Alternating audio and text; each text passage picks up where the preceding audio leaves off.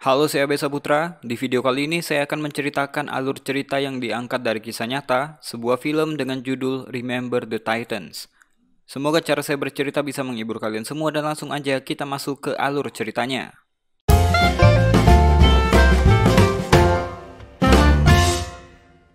Film ini adalah kisah nyata, bercerita tentang parahnya rasisme orang kulit hitam dan putih di Amerika pada tahun 70-an. Cerita dimulai di tahun 1971, ketika itu ada seorang kulit hitam ditembak oleh pemilik toko yang berkulit putih. Tentu aja itu membuat seluruh kota nyaris meledak dalam gelombang kemarahan. Jadi, apabila ada konflik yang meledak, orang-orang langsung menunjukkan solidaritasnya masing-masing untuk membela kaum mereka, termasuk para murid SMA Titans. Namun sebelum mereka sampai di sana, pelatih mereka yang bernama Yos mencegah mereka dan mengancam apabila mereka nekat ke sana, mereka nggak akan dimainkan dalam tim football sekolah. Kemudian pelatih pun membawa mereka kembali ke sekolah. Setibanya di sana, mereka melihat kehadiran seseorang berkulit hitam. Dia pun mengenalkan dirinya sebagai Herman, asisten pelatih yang baru. Sebenarnya Herman disuruh melatih sekolah GW, sekolah untuk anak-anak kulit hitam. Namun untuk meredam konflik ini, para dewan sekolah memutuskan untuk menggabungkan murid-murid di sana ke sekolah Titans. Tentu aja ini akan melahirkan konflik yang baru. Namun mereka harus belajar untuk meredamnya. Kedatangan Herman tentunya nggak disambut baik karena dia berkulit hitam.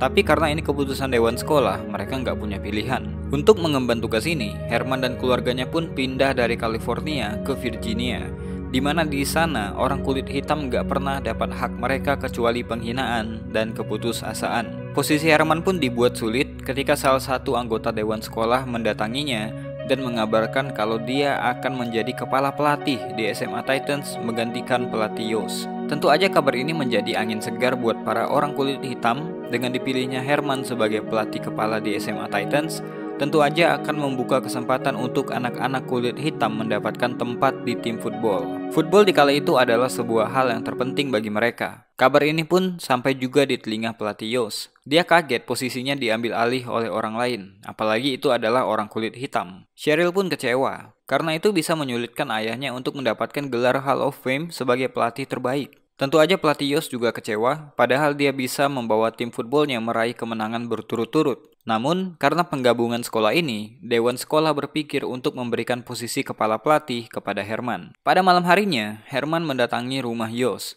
Herman hanya ingin mengabari kalau dia orang yang juga punya kualifikasi untuk menjadi pelatih kepala. Yos berkata dia mengkhawatirkan anak-anaknya. Namun Herman bilang gak akan ada masalah tentang putih atau hitam.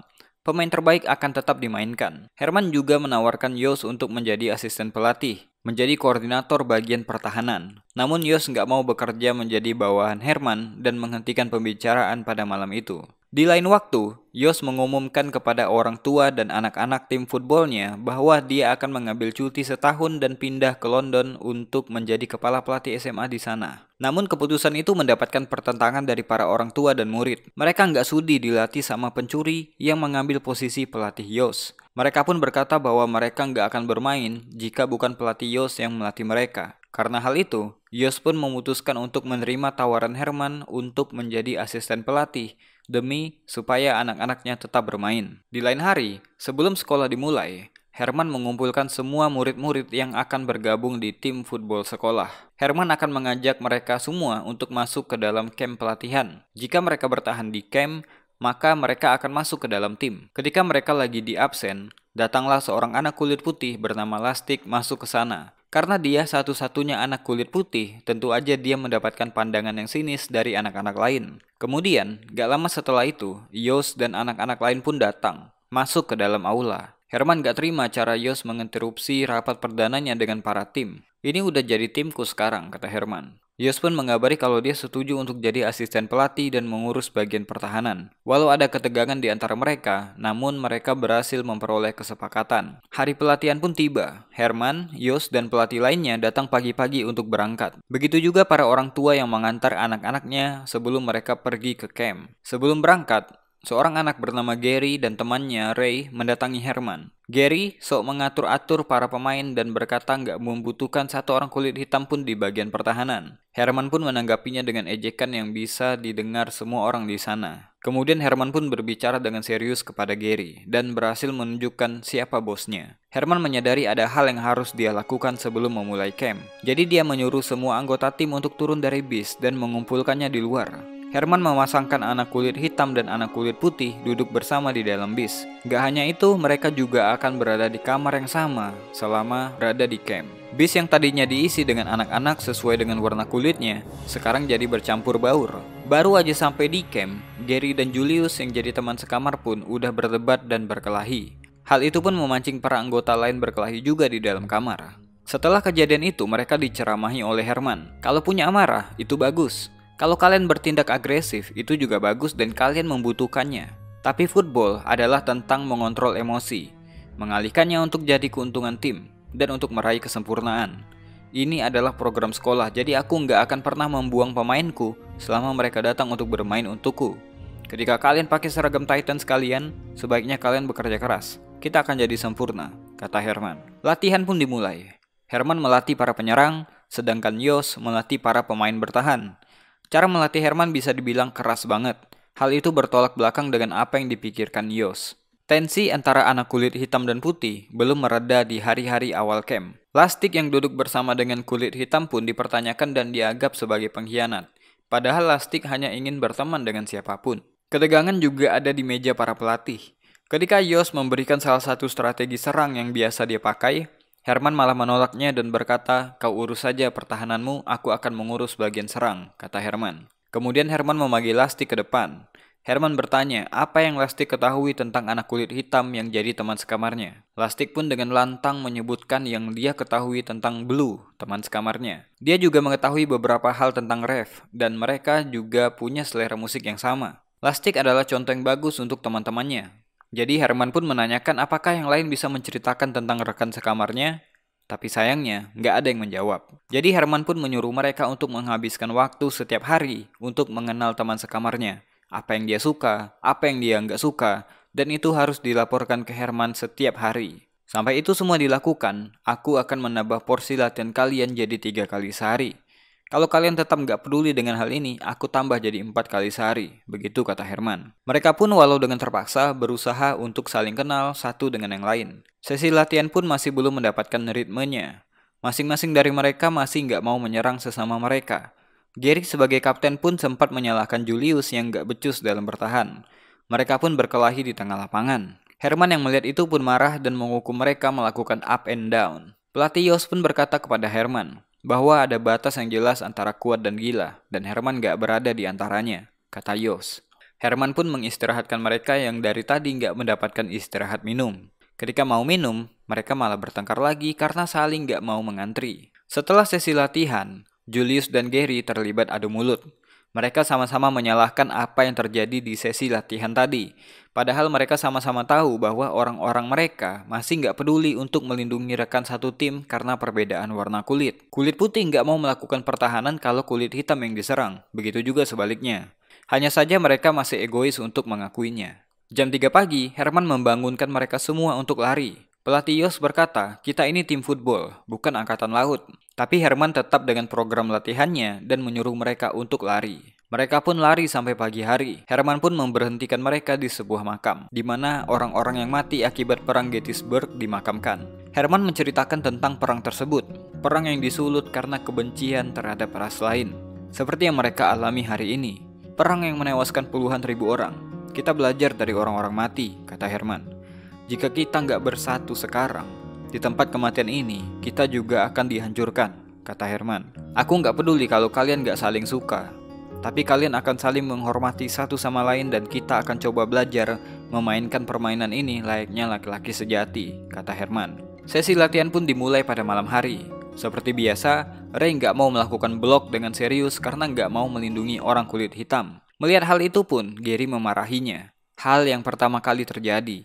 Biasanya mereka akan membela sesama mereka, tapi pada malam itu, mereka nggak melakukannya. Julius juga melakukan hantaman yang keras kepada Pity yang membuat Pity kesal. Mereka melakukan latihan yang benar pada malam itu. Dimulai dari Gary dan Julius, mereka pun mulai bersatu.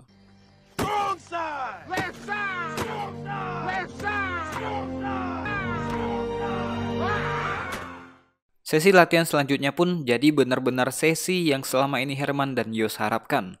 Pada siang hari itu, seseorang kolonel polisi mengantarkan anaknya untuk bisa masuk ke tim football SMA Titans karena mereka baru aja pindah. Herman dan Yos awalnya nggak yakin ada posisi untuk anak yang bernama Ronnie ini. Tapi ketika Ronnie menunjukkan kebolehannya melempar bola, dia pun jadi diperhitungkan. Tapi dengan syarat dia harus memotong rambut panjangnya itu. Di kamar ganti, PT pun memanggil Ronnie dengan sebutan Sunshine.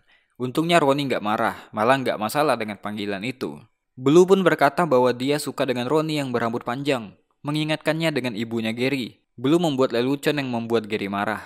Namun Julius segera membalas lelucon itu dengan lelucon yang lain. Gary bereaksi marah karena nggak tahu budaya orang kulit hitam dalam bercanda. Dan berkat Julius, Gary pun mulai memahami hal tersebut. Di ruang ganti, satu persatu dari mereka mulai berbaur. Namun masih ada juga yang nggak suka dengan hal tersebut. Contohnya Ray. Makan siang pun mereka udah nggak memisahkan diri. Kulit hitam atau kulit putih, mereka berbaur jadi satu. Sesi latihan terakhir ditutup dengan teriakan semangat dari Gary dan juga Julius.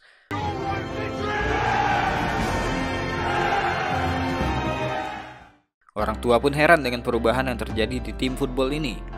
Kelihatan para personel tim jadi kompak dan berteman satu sama lain. Hari pertama sekolah pun dimulai, terjadi demo besar-besaran yang dilakukan para orang tua kulit putih, menolak anak-anak kulit hitam masuk ke sekolah Titans. Camp memang udah berakhir, dan mereka mulai masuk ke kehidupan nyata. Namun nggak ada yang berubah dengan anggota tim football ini, mereka tetap berteman. Gary malah mengenalkan pacarnya pada Julius. Namun berbeda dengan Gary yang udah mulai menerima perbedaan, Emma nggak mengubris ajakan bersalaman dari Julius. Satu hal yang ternyata baru diketahui oleh Herman, bahwa di pertandingan pertama nanti, dirinya nggak boleh kalah. Jika kalah, maka jabatan pelatih kepala akan dikembalikan kepada Yos. Sungguh keputusan yang merugikan, mengingat Herman baru aja pindah dengan keluarganya dari kota lain. Hal itu pun membuat Herman grogi menghadapi pertandingan pertamanya. Sebelum mulai, Herman pun memberikan motivasi singkat kepada para anggota tim sebelum mereka bertanding. Kemudian, pertandingan pun dimulai. Pada awalnya, Titans agak sulit untuk menemukan ritme permainan. Beberapa kali mereka berusaha, namun masih belum bisa mencetak angka. Beberapa dari mereka pun mengeluh kesulitan karena tim lawan pergerakannya lebih cepat.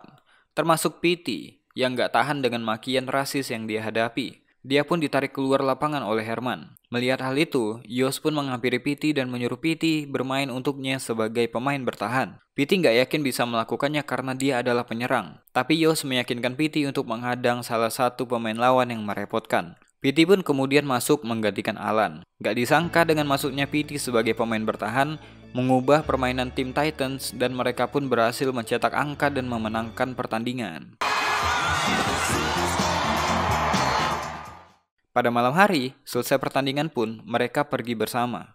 Saat itu Gary diajak pacarnya pergi ke bukit, namun Gary tetap memilih bersama teman tim footballnya. Di lain hari di kantor pelatih, Herman dan Yos membicarakan tentang PT.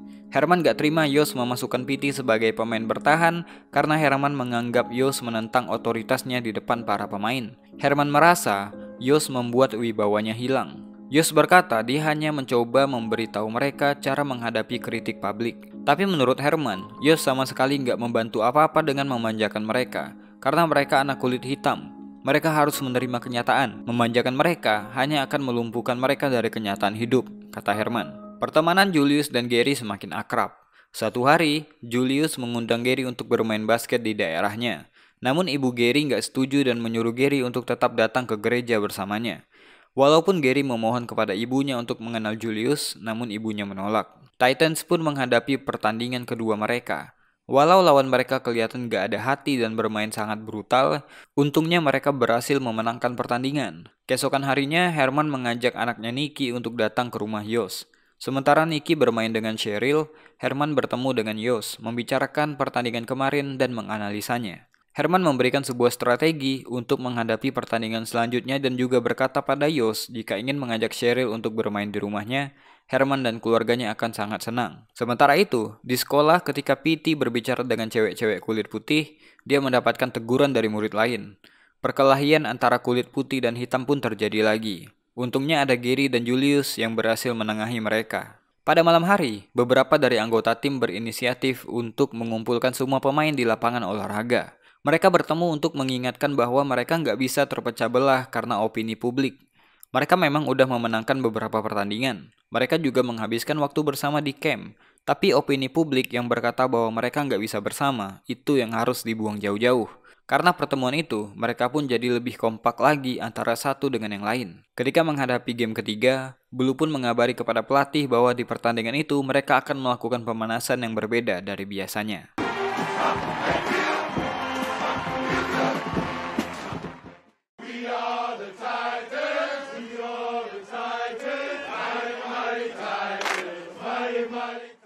Di pertandingan itu, mereka melawan tim tak terkalahkan. Ketika game dimulai, ref mendapatkan hantaman yang keras sehingga dia mengalami patah tangan. Sebuah tragedi yang menurunkan semangat tim karena ref adalah salah satu pemain yang mantap. Herman pun menyuruh Sunshine untuk masuk menggantikan ref. Sunshine gak yakin kalau dia bisa menggantikan ref, apalagi jam bermainnya yang gak banyak. Dia pun mendapatkan motivasi singkat dari Herman. Sunshine pun masuk ke lapangan, menyampaikan strategi pelatih ke teman-temannya. Masuknya Sunshine menggantikan ref memberikan ritme permainan yang baru. Sunshine memang jago dalam melempar dan dia berhasil menggantikan ref sebagai quarterback. Titans pun berhasil memenangkan pertandingan pada malam itu. Sunshine dipilih sebagai MVP pada game tersebut. Kemudian Gary mengajak Herman untuk ngobrol empat mata. Dia ingin Ray keluar dari tim karena dia tahu Ray masih nggak bisa bermain dengan anak-anak kulit hitam. Ref yang cedera bisa jadi karena Ray yang nggak mau melindungi ref. Herman pun bilang karena kau kaptennya, kau yang bilang ke temanmu itu. Jadi setelah selesai, dia pun menyampaikannya pada Ray dan hal itu membuat persahabatan mereka menjadi renggang. Sementara itu, persahabatan Julius dan Gary makin kuat. Perbedaan membuat mereka seperti saudara. Bahkan ibunya Gary pun akhirnya menerima Julius di rumahnya. Singkat cerita, karir tim football Titans kian cemerlang. Mereka jadi salah satu tim yang gak terkalahkan. Gary dan Julius pun sering mendapatkan All-American Award, sebuah penghargaan sebagai pemain terbaik. Termasuk pelatih Yost yang masuk ke dalam nominasi Hall of Fame, sebuah penghargaan untuk dedikasi sebagai pelatih football terbaik. Namun salah satu petinggi di sana menyampaikan pada Yost bahwa mereka akan memihak tim lawan sehingga Titans kalah, supaya Herman keluar dan jabatan kepala pelatih kembali kepada Yost, supaya jalan untuk Hall of Fame lebih lebar untuk Yost, kata orang ini. Di sesi wawancara, pelatih tim lawan menunjukkan ketidaksukaannya pada Herman. Bahkan dia menyebut Herman adalah monyet. Di hari pertandingan, Titans sering dicurangi oleh keputusan wasit. Herman pun sering marah-marah karena keputusan tersebut selalu merugikan timnya. Sementara Yost mengalami pergolakan batin. Dia tahu Titans dicurangi supaya Herman ditendang keluar. Namun Yost juga pasti nggak akan mendapatkan gelar Hall of Fame kalau dia membela Herman. Tapi melihat Cheryl yang sangat mencintai football dan tim Titans, Yost pun gak peduli dengan Hall of Fame dan langsung bertindak untuk berbicara sama wasit. Dia berkata dan mengancam bahwa dia tahu semua rencana busuk ini dan akan membocorkannya ke koran. Si wasit gak peduli dan Yost pun marah. Dia memanggil semua pemain bertahan, menyalurkan kemarahannya atas ketidakadilan ini dengan menyemangati mereka habis-habisan. Hasilnya, Titans pun menunjukkan permainan yang gila. Mereka menghantam pemain lawan tanpa ampun bahkan mengintimidasi tim lawan dengan permainan mereka.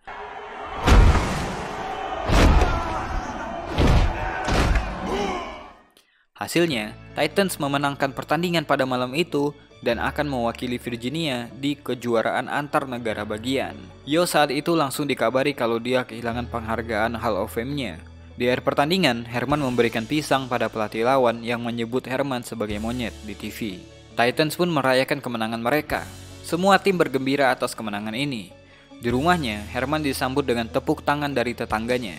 Mau itu kulit hitam atau putih, semuanya keluar memberikan tepuk tangan atas keberhasilan Herman membawa Titans bertarung di kejuaraan antar negara bagian. Football akhirnya berhasil menyatukan mereka semua. Namun pada malam itu, ketika Gary sedang merayakan kemenangan dengan orang-orang di lingkungannya, dia mengalami kecelakaan mobil yang membuat dia masuk ke rumah sakit. Julius, sahabat sejatinya pun langsung ke sana. Para anggota tim dan pelatih, bahkan mantan pacarnya Gary pun datang. Herman mengabarkan bahwa Gary akan mengalami lumpuh dari pinggang ke bawah. Ibunya Gary pun menenangkan Julius dan berkata bahwa air mata nggak akan membuat Gary bisa berjalan kembali. Dan Gary hanya ingin bertemu dengan Julius di dalam. Jadi Julius pun menjenguk Gary. Julius berkata, setelah ini berakhir kita akan pindah ke lingkungan yang sama. tumbuh tua bersama, dan gak ada masalah hitam dan putih di antara kita, kata Julius.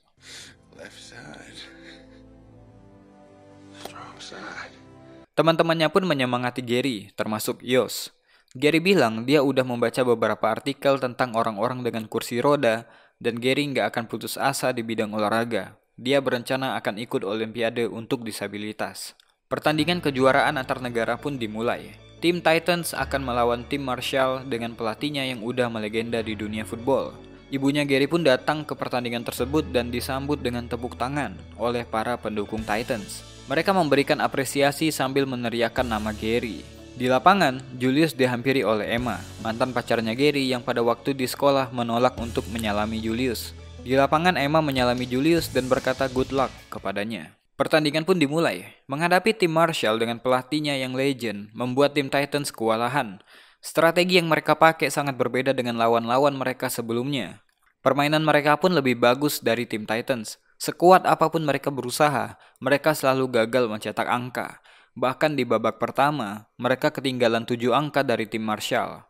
Ketika istirahat, Herman pun menyemangati mereka dan berkata, kalah ataupun menang, kita udah melakukan yang terbaik. Semua orang udah melihat upaya kalian ketika memenangkan setiap pertandingan yang kemarin. Walaupun kalah, kalian akan meninggalkan lapangan dengan kepala yang tegak, kata Herman. Julius pun berkata bahwa tim mereka adalah tim yang sempurna. Jadi malam ini kita akan keluar ke lapangan dengan cara itu, kata Julius. Yos dan Herman pun menurunkan ego mereka masing-masing dengan bekerja sama.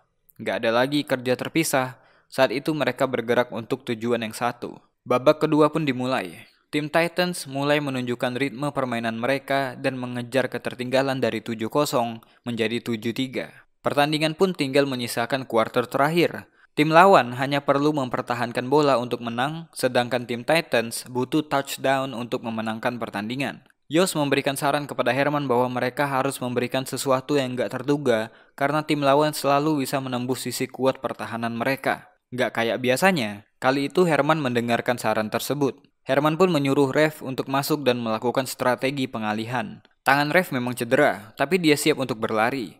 Jadi dengan menggunakan strategi tadi, mereka pun berhasil mendapatkan poin dengan Sunshine yang memberikan perlindungan kepada ref. Titans berhasil touchdown dan memenangkan pertandingan sebagai juara.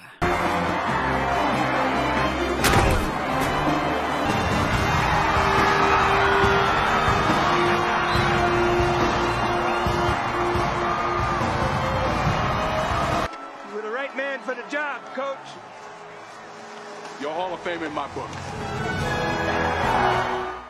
13 kemenangan berturut-turut membuat Titans menjadi tim football terbaik, juara negara bagian dan runner-up di kejuaraan nasional. Dengan dilatih oleh Yos, Gary berhasil mendapatkan medali emas di Olimpiade kaum disabilitas. 10 tahun kemudian Gary meninggal, namun semangatnya untuk para anggota tim tetap hidup. Mereka semua pun berkumpul kembali untuk memberikan penghormatan terakhir kepada mantan kapten mereka. Herman Bond dan Bill Yos tetap melatih Titans untuk 5 tahun ke depan. Dia dan pelatih Yos tetap menjadi teman baik dan berteman sampai saat ini.